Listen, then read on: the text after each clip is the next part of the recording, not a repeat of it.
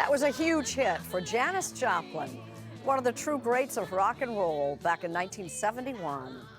All these years later, her short life and stellar career are getting a second look. Here's CBS This Morning's Anthony Mason. Do you have any explanation why you're so popular?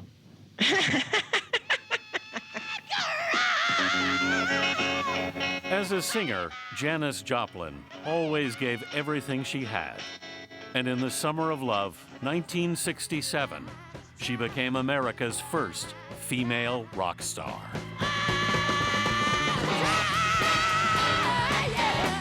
She wanted to be like a female Elvis Presley, I think.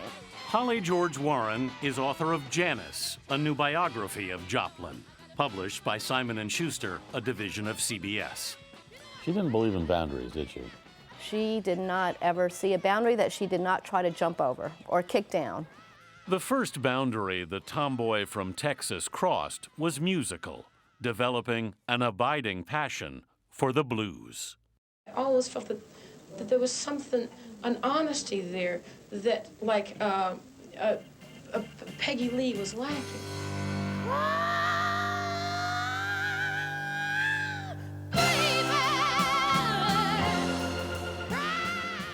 How did a white girl in Texas discover the blues?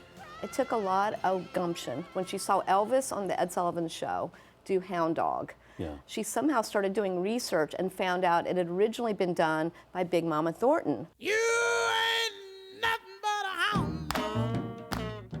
When she got that original version, it blew her mind. Did your parents encourage you to sing at all?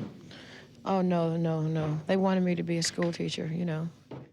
Her father was an engineer at Texaco, her mother a school registrar. After Janis left her hometown of Port Arthur for San Francisco, the family paid a visit. We went to the Avalon Ballroom, which was awesome. Michael and Laura Joplin are Janis's younger brother and sister. And on the way out the door, I overheard one of my parents say to the other one, you know, I don't think we're going to have much influence anymore. In 2013, So she started collecting any clippings that they had for... Michael and Laura showed us their older sister's scrapbook, in which she collected her press clippings, posters, and photographs. Janis was a great self-promoter. She was creating her own myth. Absolutely. When on this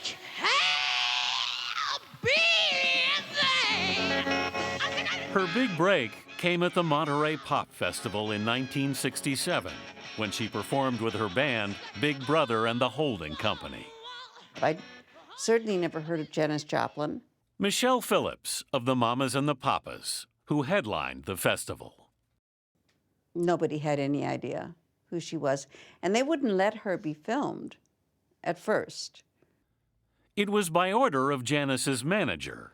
And he said, turn the cameras off.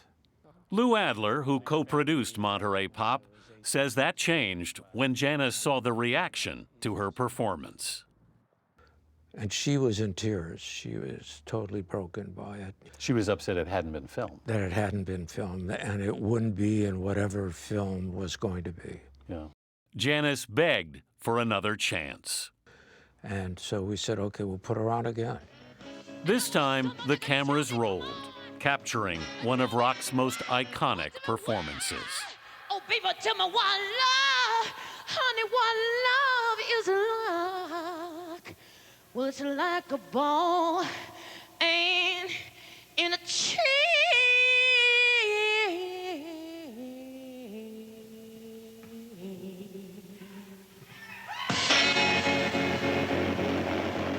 And famously, there's a shot of Mama Cass's face, just like, wow.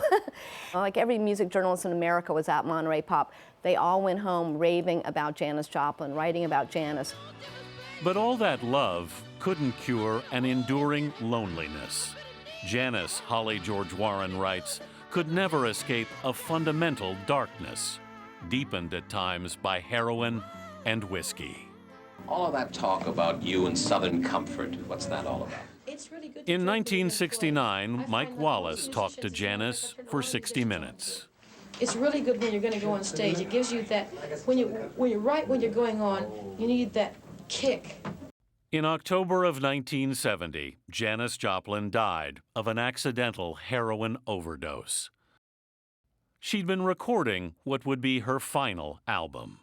Released posthumously, Pearl would soar to #1, though Janis herself knew she was just beginning to reach the heights of her musical heroes. Billie Holiday, Aretha Franklin, now they are so subtle.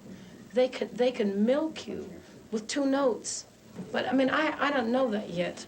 All I got now is strength. But I maybe if I keep singing, maybe I'll get it. That's what I think.